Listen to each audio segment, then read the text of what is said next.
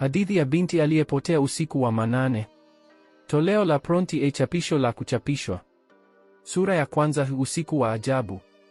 Kulikuwa na kijiji kidogo kiitwacho Kidinda, kilichozungukwa na misitu mirefu yenye sauti za usiku zilizotia uoga.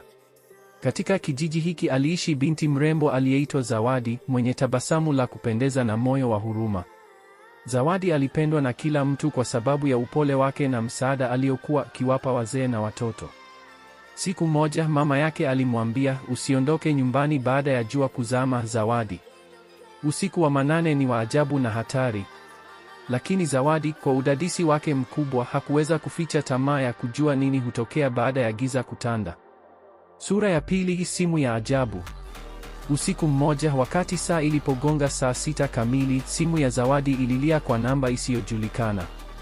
Alipoipokea, alisikia sauti nyororo ya kike ikisema, Zawadi, njoo nje.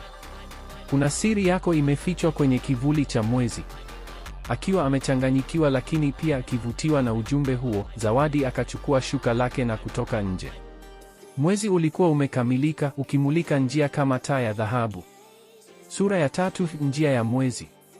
Alitembea akifuata mwanga wa mwezi hadi akafika kwenye kivuli cha mti mkubwa wa mvule. Mara upepo wa baridi ulivuma na ardhi ikatetemeka kidogo. Kisha mlango wa mviringo ukatokea chini ya ardhi, mlango wa nyuma wa ulimwengu mwingine. Zawadi bila kuogopa akaingia. Hapo ndani kulikuwa na mji wa kimya, wenye nyumba za kioo na watu waliovaa mavazi meupe. Hakuna aliyesema, lakini walimtazama kwa macho yenye huzuni. Sura ya 4. Binti wa majira. Malkia wa mji huo alimwambia Zawadi, wewe ni binti wa majira, uliyeteuliwa kurejesha uwiano kati ya giza na mwanga. Lakini ulimwengu wa nje unakusahau kwa kila saa unayokaa hapa. Zawadi alipigwa na butwaa. Angeishi hapo milele au arejee kijijini kwake na kusahau yote aliyoyaona. Sura ya 5. Kupotea au kujikuta.